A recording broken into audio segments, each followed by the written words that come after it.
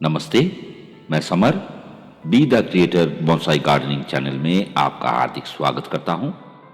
इस एपिसोड में मैं आपके साथ साझा करने जा रहा हूं चाइनीज बनियान का 3 चरण की प्रूनिंग प्रोसेस।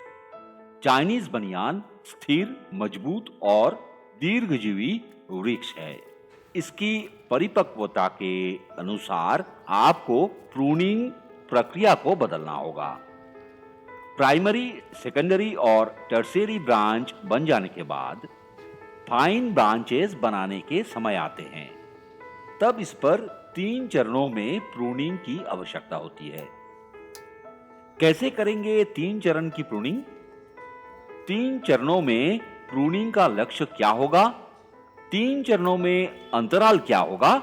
ऐसे हर जानकारी मिलेगी इस एपिसोड में आपको।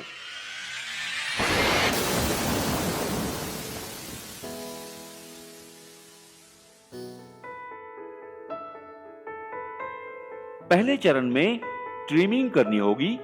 जिन शाखाओं पर आप बारीक उपशाखाएं उगाने चाहते हैं, उन शाखाओं की नोक को काटना होगा। इस प्रकार से केवल नोक को काट सकते हैं अथवा नोक के पीछे पत्तों को लेकर भी काट सकते हैं। यदि किसी ब्रांच की लंबाई कुछ कम करने की आवश्यकता है, फिर इसे टिप के पीछे कुछ पत्तियों सहित काट लें। इस शाखा को देखिए, इसे छोटा करने की आवश्यकता है।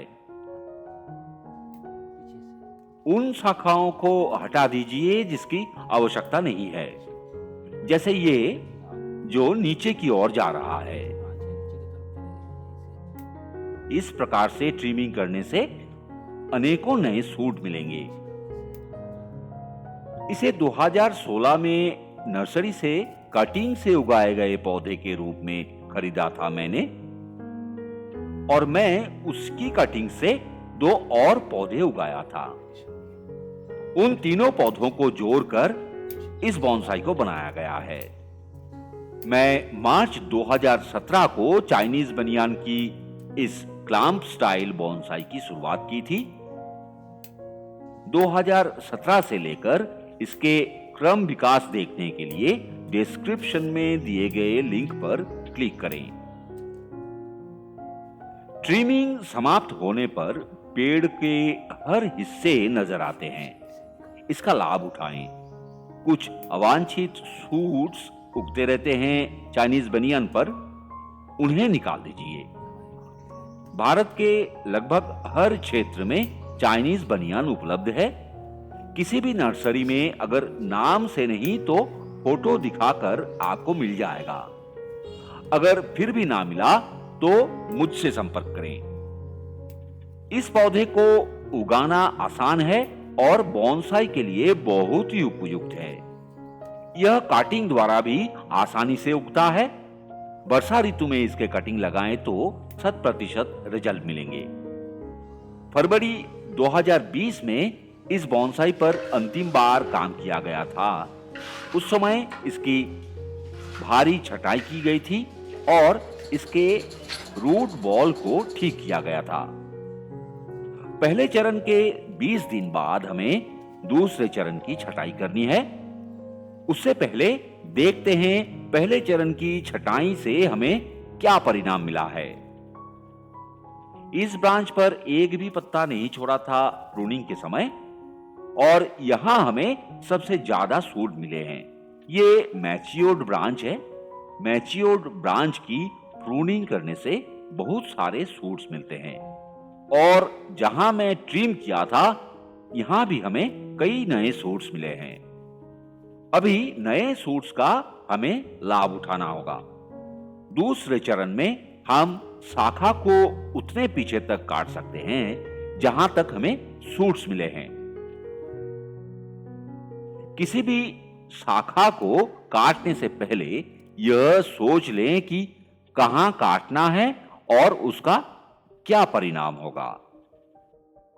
किसी ब्रांच को उतना ही पीछे काटना होगा जितना पीछे आप रेमिफिकेशन चाहते हैं।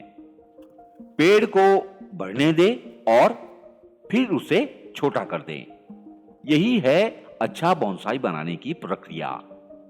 प्रूनिंग के निशान छिपे होने चाहिए। समय के साथ यह घाव भर जाना चाहिए।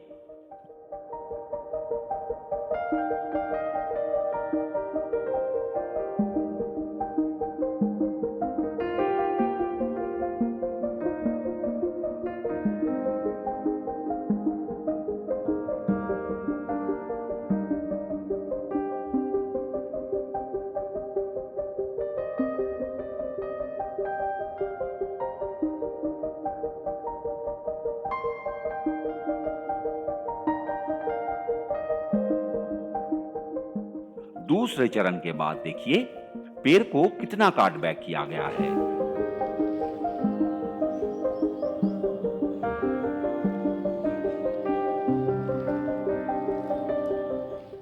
लगभग 45 दिनों के बाद तीसरी चरण की प्रूनिंग करेंगे। हर नया सूट अब 2 से 3 जोड़े पत्तों के साथ विकसित हो गए हैं। तीसरी चरण में हमें उन नए सूट्स को हटाना होगा जिसकी आवश्यकता नहीं है। इस चरण में आपको फिर से रूल ऑफ वाई का प्रयोग करना होगा। हम पहले रूल ऑफ वाई के बारे में चर्चा कर चुके हैं। अगर आप मेरे चैनल में नए हैं तो मैं आपको संक्षेप में बता देता हूं। एक शाखा आगे जाकर 2 हो जाएगी और वह 2 उपशाखाएं भी आगे जाकर 2 हो जाएगी। अंग्रेजी बड़े अक्षर Y की तरह। प्रत्येक काटिंग पॉइंट पर 2, 3 या अधिक नए सूट्स निकलेंगे जिनमें से आपको केवल 2 रखना है। यहां ऊपर और नीचे की तरफ जाने वाले सूट्स को ही निकाल देना उचित होगा, जैसे मैं कर रहा हूं। अनचाहे सूट्स को भी हटाते रहें। बेहतर होगा कि नियमित अंतराल पर अवांछित सूट्स निकालें ताकि बोनसाई नियंत्रण से बाहर ना हो जाए। वर्षा ऋतु में चाइनीज बनियान की वृद्धि सबसे अच्छी होती है, इसलिए वर्षा ऋतु से पहले इस पर काम कर लीजिए और बारिश के मौसम में इसे खुलकर बढ़ने दें। इसकी एरियल रूट्स भी इसी मौसम में निकलती है। यदि आपके क्षेत्र में चाइनीज बनियान की वृद्धि अपेक्षा के अनुरूप नहीं है तो यह नमी की कमी के कारण हो सकता है। गर्मियों में इसे बार बार पानी से स्प्रे करें और तेज धूप में नहीं, इसे छांव में रखिए। चाइनीज बनियान के लिए कैसे होनी चाहिए मिट्टी, कैसे दें खाद, जानने के लिए डिस्क्रिप्शन में दिए गए लिंक पर क्लिक करें। चाइनीज बनियान के विषय में कोई भी प्रश्न हो कमेंट बॉक्स में जरूर लिखें। मैं उत्तर देने की प्रयास अवश्य करूंगा।